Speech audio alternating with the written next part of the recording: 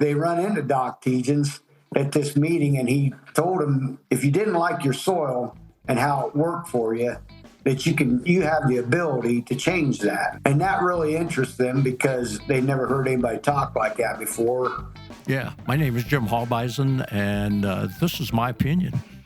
My name is Jim Hallbeisen, and I'm on the Growers Mineral Corp podcast today with Mike Bulcher. Mike is from southwestern Ohio. His family has been with the Growers Company for a very long time, and Mike farms. He's got a few cattle down there, plus he's a row cropper. So we're going to kind of talk about a few current events, and we definitely got to talk about the prospective planning report today, Michael. So if you haven't looked at it in detail, I'll cover that. So I have not. I'm just going to let you chat away about what you know the most about your farm, and then I'll kind of fill in the blanks for you at that point. So she's all yours, Mike. You can talk about what you think is key. Okay, well, like Jim said, I farm here in west central Ohio, southwest central Ohio. I guess I don't really view it as southern, but we're a lot of people know Eldor Speedway, and I'm a mile and a half just south of there. So here at Rossburg, and I got about a little more than a few hundred acres here that we farm. Been on the growers program. Our family has since 1958. Started with my grandpa Orville, and then my father Ed followed in his footsteps, kind of reluctantly. And everybody always has these stories of how they met growers and come on about. I said I got kind of gypped on that part because it really wasn't introduced to me in any way, shape, or form other than I was just raised up around it. So, and quite acquainted with it over the years, and didn't realize the great opportunity that it had for a farmer. So, yeah, we grain farm. We grow corn and beans, hay, wheat. Occasionally, we'll start a little alfalfa with oats, and we use the growers on all of that as our primarily our fertilizer. And then, of course, we lime, not every year nowadays unless we feel we just have to, but we do more of a maintenance program on the liming rather than lime heavily. But I guess saying that, maybe what I do isn't necessarily viewed as maintenance. So, yeah, how we got started with the whole growers thing way back in 1958, I guess my grandpa had won some yield contests through the NFO, and a neighbor of his started using fertilizer and beat him one year.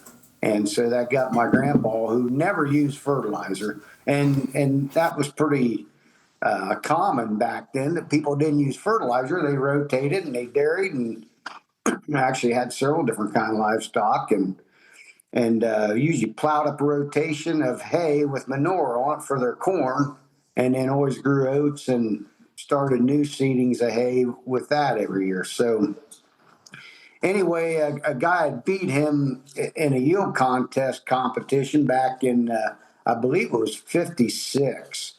And so in 57, there was a growers rep that actually had went to one of the meetings they had or something and was bragging it up like salesmen usually do, talking about it, presenting it.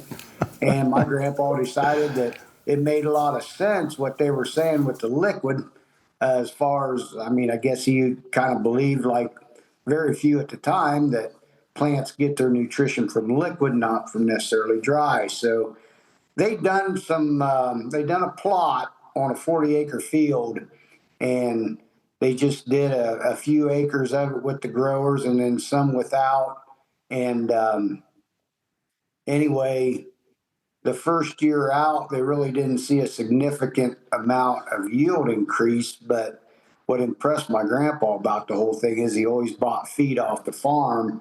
And that year of doing that 20 acres with the growers, they realized in the spring that his feed got him through the spring. He wasn't having to buy any. And I believe they did corn and hay at that time. I don't think he grew any soybeans, and I don't think that started till maybe later on. We grew a little bit of soybeans, maybe in the early 70s. Being primary dairy and livestock, they pretty much grew the feed that they needed and didn't have the acres like they do nowadays. So it wasn't a corn and bean thing. It was a full rotation with small grains and hay and corn for silage and for picking corn for feed. So anyway, he's seen the feed lasted longer. So that kind of impressed him that there must be something with the growers in the feed giving at that time they didn't realize it was just better feed value and better conversion to the animals, so the feed lasted longer. But we all later on discovered that was another fine trait of using the growers program too. So they always did a little liming. My grandpa always did believe in doing some liming. It wasn't really until my dad bought a farm in 61 where they was trying to seed alfalfa in a field and for a dairy that he was wanting to start, and they was having trouble getting a good stand of alfalfa. And the second year is the same way. Well, then in the winter, I believe of 57, 58, they went to a meeting and Doc Tiedjens was one of the speakers. It was at NFO. And anyway, they run into Doc Tiedjens at this meeting, and he told them one of the things he talked about in his presentation was if you didn't like your soil and how it worked for you, that you have the ability to change that. And that really interests them because they never heard anybody talk like that before with what they knew about fertility and agronomy and such, that you usually had good dirt, bad dirt, and whatever you had to work with it.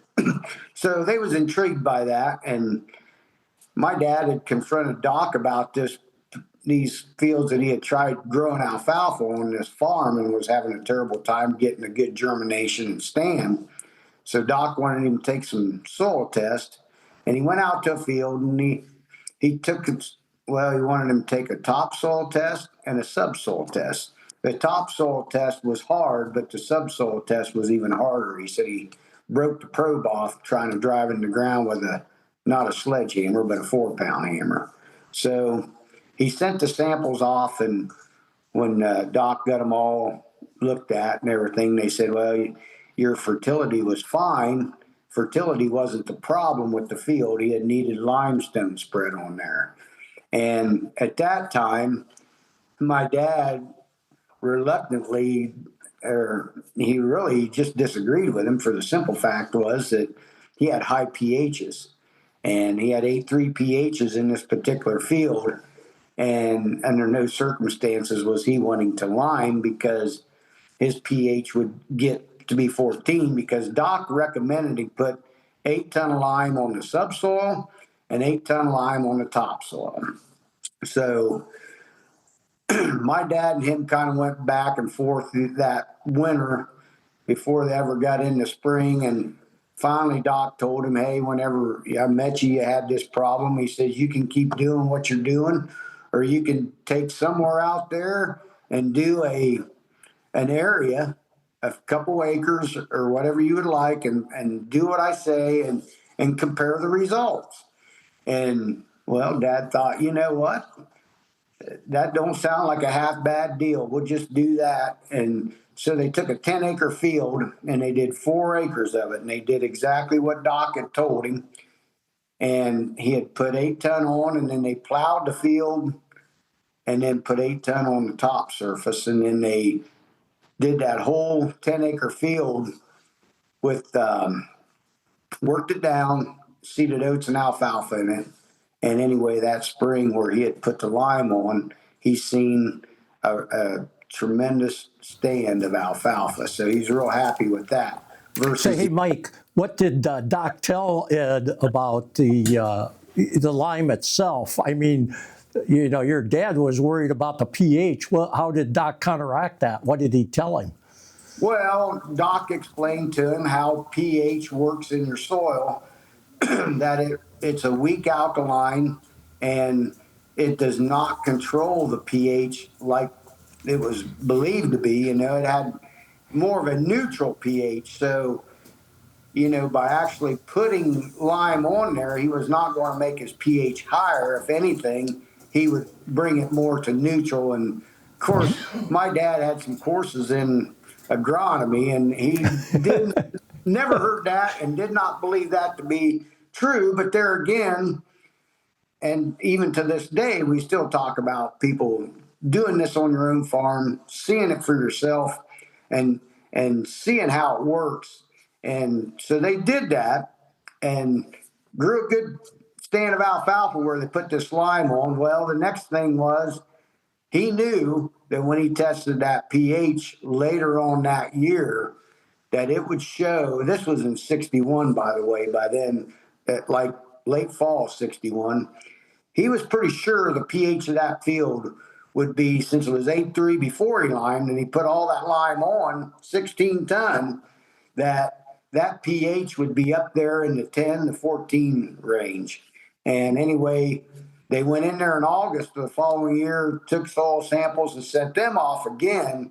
And when them tests come back, that give him the shock of his life because he had a pH of 6.4. Right. And Doc explained to him how calcium works in your soil, limestone, that whenever your pH is low, it doesn't take as much lime to bring that pH up to a neutral area as it does if your pHs are high. It takes a tremendous, depending on what's driving that pH, it takes a tremendously more amount of calcium to bring that pH down. So that really made a believer out of Dad, and anybody that ever knew my dad knew how hard he promoted lime, because lime in itself just does a tremendous amount of things in that soil.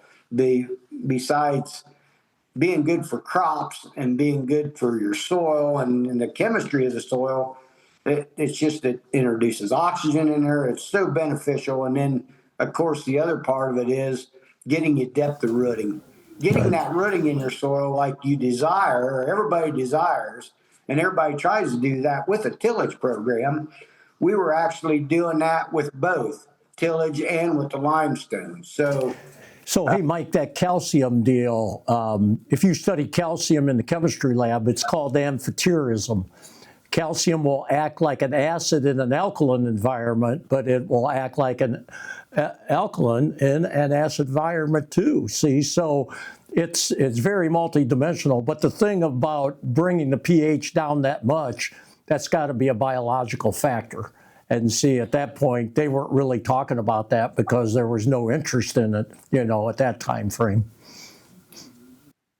Well, yeah, and you know, and still actually to this day, that's one thing I still hear everybody growling about is how high their pH is going to get. And I get on some of these forums occasionally and read them where they talk about, oh, that growers, you put that lime on like that, it's just going to lock everything up. Well, that has not been our experience at all. In fact, over the years, we're still liming. And not just last fall, I did a field that it's probably not been limed for 10, 15 years. I put 10 ton the acre on it. And the only people shocked by that was my neighbors driving by.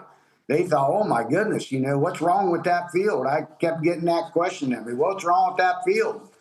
And I said, well, nothing other than, I mean, you know, there's little things I seen with it. The drainage in that field hadn't been as good as it once was. And we don't have tile in there. It's not, this farm's not just systematically ditched. So, but when we got that lime on there, we noticed that we have less puddling in areas. Our ground seems to drain.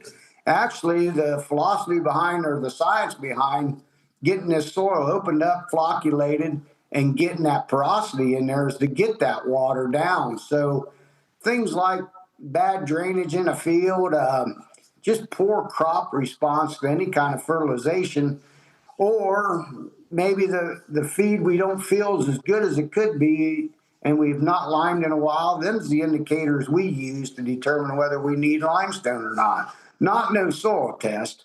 I do soil testing for people because they would rather me do that. And occasionally I do it on my farm for more or less just for, I say shits and giggles, but anyway, it is kind of interesting to see, what you can grow with what the soil test says you need. I hear many people over the year have talked about, well, their soil test looks good, so all they got to do is get out there and farm this year. And a lot of them put on more fertilizer than what we do in a whole given year to grow a crop. See, I'll tell you, Mike, that soil test, in my opinion, this COVID-19 test kind of backed that up, because the soil test is predicated all on chemistry. And see, we're making the assumption that the soil is all chemistry, and that's not the case. It's biological. You've talked about the physics and then the chemistry part of it, and see the relationship between the chemistry of calcium and that biological. Once those microbes start working too, the calcium will flocculate, but when those microbes start building sugar, you'll open that soil up too. And see, nobody wants to give that any credit at all. Well, and the interesting thing about all that is, everybody has to know that they're about the biology in the soil, whether you want to agree with it, think about it or not. So many people, and in this area, it is just a natural way of farming. They put a tremendous amount of chicken litter on it. Mm-hmm. And if soil wasn't biology driven, that litter wouldn't do anything out there. That's right. That's exactly right.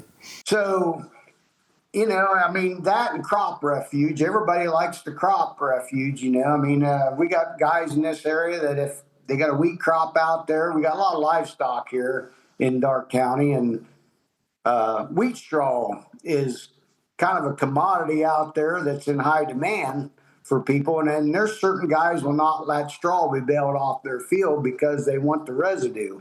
So without the biology working, you wouldn't get any good out of that residue. Absolutely. So, yeah. So, we've been at this a long time. I know they always say, well, you shouldn't do what your dad and grandpa did. But, I knew growing up, I was always going to do something different just because riding on the bus and everybody on that bus was neighborhood farm kids around that seen we were doing something different. And it was kind of embarrassing at the time that, oh, what are you guys doing out there? What are you spraying out there? You got weeds and it's not killing them and this and that type of thing. And well, my dad, he was more organic type. He didn't use any kind of chemicals, but he did foliar spray. So people would see him spraying out there, but we still had weeds at that time that weren't being killed. And well, he was out foliar feeding it. So, it was an embarrassment, really, some of that growing up. But then as we took over the farm and started using some of that chemical to control weeds and whatnot, I have noticed that a lot of the things they say about using chemicals on your field to control weeds, I'm not doing a lot of things that people have to do to get that to work. And I'm not seeing the resistance out there to a lot of weeds like I hear about out there. And I think that has a lot to do with that calcium in the soil. Whenever that soil is not hard, it's more opened up.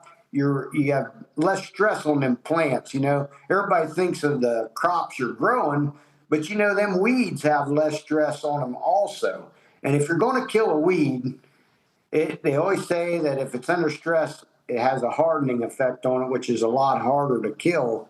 And it's a lot easier when it doesn't have that stress on it. I believe the calcium does part of that as well. So, yeah, no, again, when you get the biological working in the soil, and see, that's part of the importance of the calcium, to get a proper environment. And see, the plant physiology research is backing that up now. There's article after article saying how when the calcium level gets to a certain volume, that you get the proper biological life in the soil. And see, the synergism between the plant and the biology is the key. That's what the cover crop is all about. We're trapping sunlight, making sugar, feeding biology. And see, they say the populations, which are approximately the same volume as a population of the U.S., you get the right ones that will develop the synergy to grow the plant. And so they're much healthier. Yeah. Well, it makes sense. So I guess them just some of the things that we like about the program. What I kind of like about it is it's more of a do-it-yourself type of a program. You're more hands-on. You control your input cost because you're in control of that. I mean, with the lime on, using the product like we do, I'd say is recommended, but every year is different. We don't always do things as recommended. Sometimes we might use a little more. Other years we got away with using a little bit less, but my yield results I'm very happy with. I mean, I'm not going to say I'm the highest yielding person around here, but I do enjoy some pretty decent years as far as yield wise go.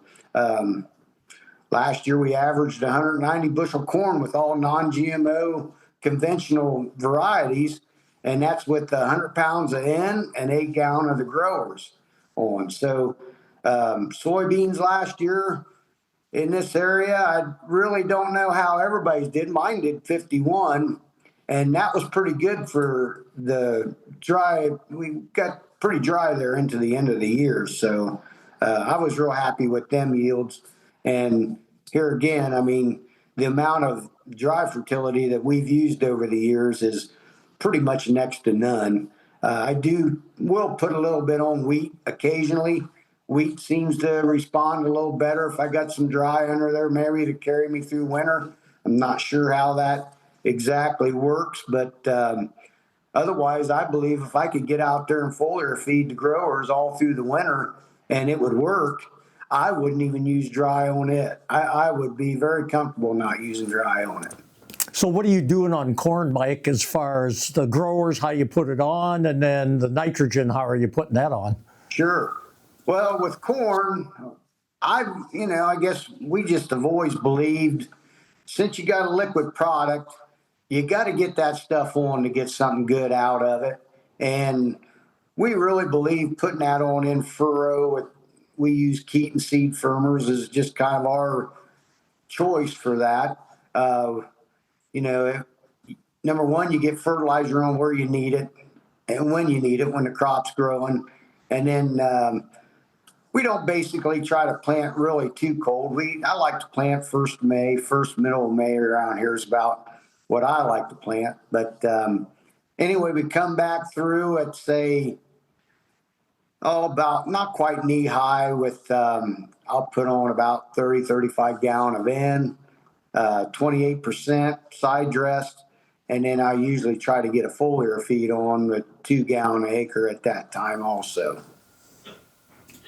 Are you doing a second foliar after No, that? at one time, I had a neighbor who would fly it on with a plane, and actually, I liked that a lot better. What we did then, I would just put in furrow on, and then at pre-tassel, we would fly 2 gallon on with the NA product. I gotcha. And that was a good program. And I may go back to that if I can find somebody that'll fly it. And just right in this area, about the only thing you can use right now that is available is drones. And So what are you doing in how much are you doing in furrow then I of like to growers? put 6 in furrow. That's just what I like to do. Are you using any water with that or just straight growers? Straight product. Yeah, okay, I gotcha. So Now when you foliar spray, Mike, are you using straight growers or are you putting water to that? I am using water with that. My sprayer I can put on 15 gallon an acre. So just 2 gallon of water and of course 2 gallon of growers, Yeah. 13 gallon of water. What kind of pressure are you using, Mike? Oh, about 30, 40 pounds. Okay, very good. So it does a nice job. It actually puts out a pretty decent fog. That's what we like to see. So now what about soybeans? Are you doing anything in furrow on beans? And then what do you do foliar wise on beans? Yeah, in the past, we've done quite a bit of in furrow on soybeans. 2 gallon acres, what I like to get on in furrow. 2 years, I've had 2 or 3 years now that my kit on my drill, the electric pumps and me just don't get along. And my pump quit on me one year halfway through the planting, and I never went and put any more soybeans on within furrow. I just foliared the whole 6 gallon on in three different times through the year. And actually, even last year with the 51 bushel yield, that was all foliar. That wasn't nothing in furrow. That was all done with foliar feeding. What's the timing on the foliar on beans? No, I mean, a situation like that where I didn't get it on at planting, the first time the beans really start to show some coverage where they get some good leaves on them, I'll go out and spray it, usually before the first flowering. And then usually about 14 days later, they'll start getting some flowers on them, and I'll go in there and spray them with 2 gallon and full rate NA, which is 1 gallon to 15 acres. That's what Dad did. That's what I do. And then the last time over, I'll just hit them with 2 gallon straight grower. Well, with that same rig, but 2 gallon again. What do you do? What's your row spacing? 15-inch. 15 on beans? I went to 15-inch here about 5 years ago, maybe. So you using a drill or you got skip row? Yeah, I'm using a drill. Are you? Okay, you just plug every other hole is what you've been doing? Well, yeah, the way that one's set up, it's on 7.5, and then I plug every other. You plug it, right. Because I assume you're drilling your oats and you're putting your seeding on with your drill too. Right. Well, one of the reasons I went that way was for soybean canopy and less weed control. That's what they claim. And you get with the 15-inch rows, you get more air through your rows, and that helps with disease pressure, which, I mean, I don't know if I really have a lot to say about disease pressure. I'm not really seeing it right now. The other thing I like about it is when the combine's done running in the fall, if we want to put weed on, I don't usually work the ground. I just go right in behind that combine and drill my wheat. I gotcha. So now last year is the first year that I went to a squeeze pump with my drill, and I put 3.5 gallon on my wheat when I seeded it. So we'll have to see how that works out. This will be the first year I've done that way. And then I plan to do all the soybeans this year with that same setup. So what are you doing tillage-wise on corn and beans? Are you no-tilling or you do some tillage at all? Yeah, we do a little bit of everything. I do. Because I usually plow up something like clover or hay, I will no-board plow that. I like turning that trash under, and I like the results I get with the corn doing that. We grow pretty good corn with the no-board plow. I mean, my experience with the no-till on corn, I don't know. I'm not for it. I've not seen the different times I've tried around here. I just don't get the results. So do you no-till beans then? Yeah, we've had years we've no-tilled all the beans, and then some years, just depending on what the ground condition was the year before, really determines that. We had a dry year last year and didn't sink in anywhere in the field, so I'll probably go in and no-till most everything in soybeans this year. I gotcha. Okay. Yeah. I'm not against no-till necessarily. I just don't believe that it's the thing that saves your soil. I really don't buy that. I don't, because I have neighbors around here that are all 100% no-till, and cover crop too, as far as that goes. And I see a tremendous amount of water erosion in them fields, and not to mention they're always looking for some new kind of thing to use to get better results or to have less problems. They're always on this, whatever the next newest thing is. I guess that's the pressure we don't have to fall into. Yeah. Well, your cover crop, I mean, they can't compete against that alfalfa. So that's really your premier cover crop, in my opinion. So, hey, we didn't talk about cattle or anything, so we're going to have to hold that and do it at another time. We don't want to get too long so guys go to sleep on us. So I appreciate it. Did a great job, Michael. Okay, well, there's so much more a person can talk about, I guess. Oh, yeah. No, we'll get back and we'll do her again. All right, sounds like a plan. Appreciate it, Mike. Yep, take care. You too. This podcast has been brought to you by Growers Mineral. Please visit growersmineral.com.